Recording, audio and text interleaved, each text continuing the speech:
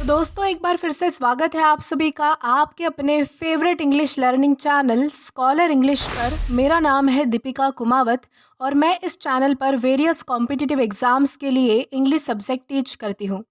दोस्तों आज हम इंग्लिश लिटरेचर के एक इम्पॉर्टेंट कंसेप्ट के बारे में बात करने वाले हैं जिसका नाम है स्टेज डायरेक्शंस।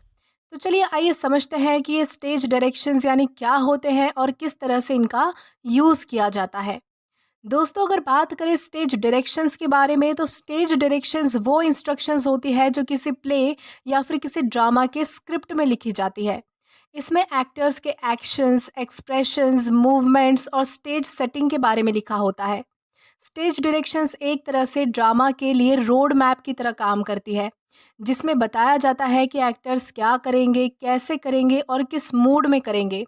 स्टेज डायरेक्शंस को ऑडियंस नहीं पढ़ सकती, ये सिर्फ एक्टर्स और डायरेक्टर्स के लिए होती है ताकि वो समझ सके कि सीन का मूड क्या है और इससे पता चल पाता है कि कौन कहाँ खड़ा होगा, कैसे बोलेगा या फिर कौन क्या करेगा।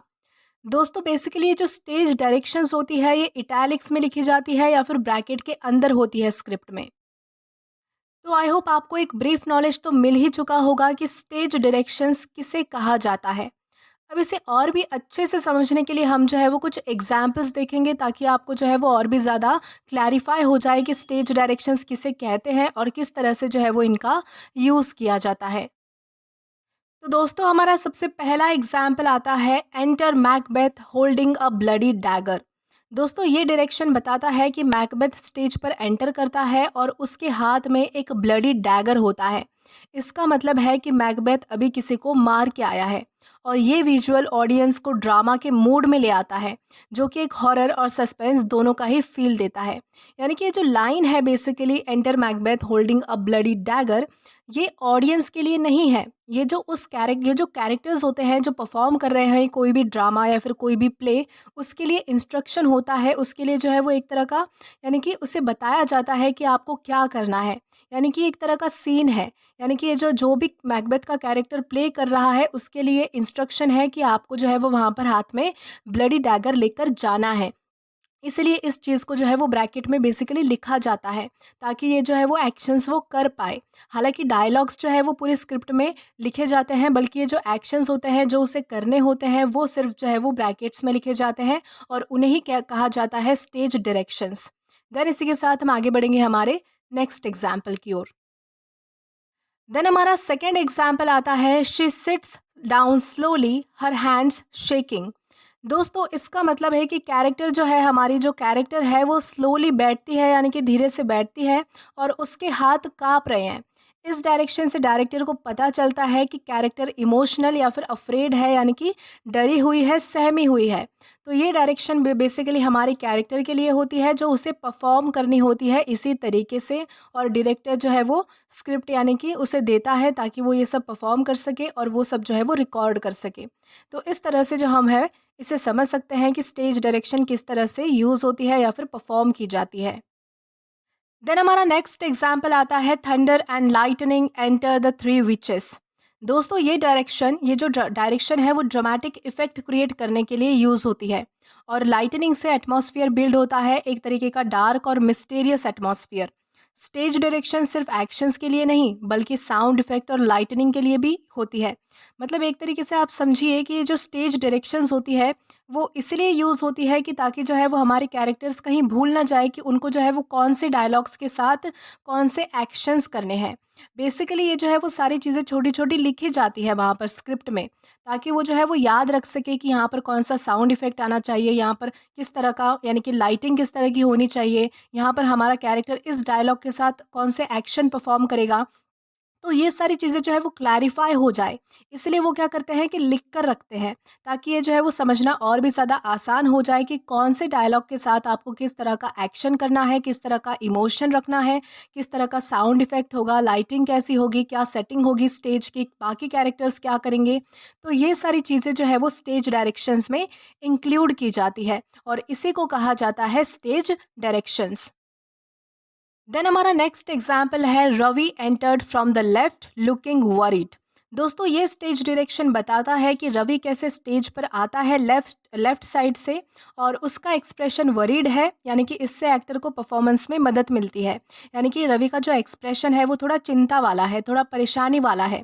तो इस तरह से जो है वो स्टेज डायरेक्शंस दी गई है कि रवि को जो है वो बिल्कुल लेफ्ट साइड से एंटर होना है और उसे थोड़ा जो है वो वरीड दिखना है। ओके, तो ये सारी चीज़ें हमारे ऑडियंस को नहीं पता होती है, क्योंकि स्क्रिप्ट सिर्फ जो है वो हमारे डायरेक्टर्स या फिर जो भी हमारे टीम मेंबर्स होते हैं, किसी ड्रामा या फिर प्ले के कैरेक्टर्स होते हैं, एक्टर्स होते हैं, उनके पास होती है। और उन्हें ये सब परफॉर्म करना होता है किसके सामने, तो ऑडियंस के सामने स्टेज पर।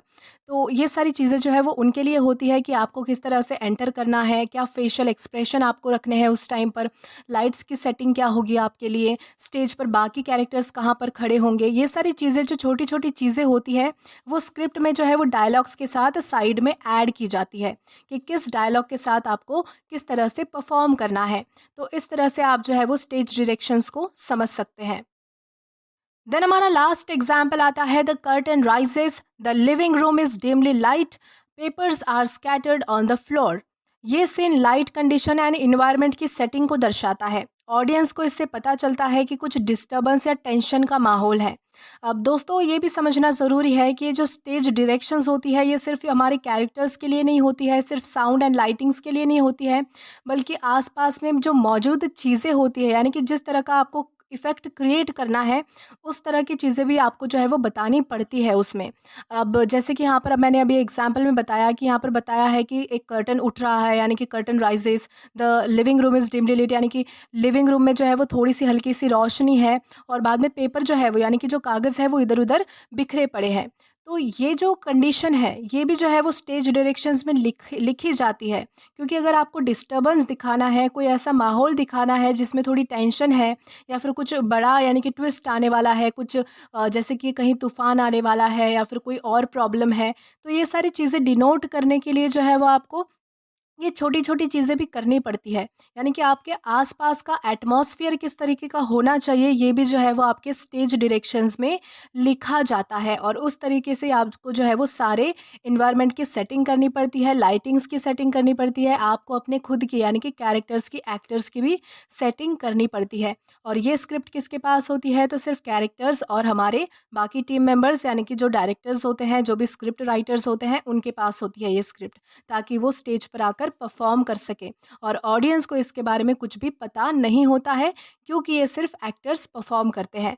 तो इस तरह से हम जो है वो स्टेज डायरेक्शंस को समझ सकते हैं।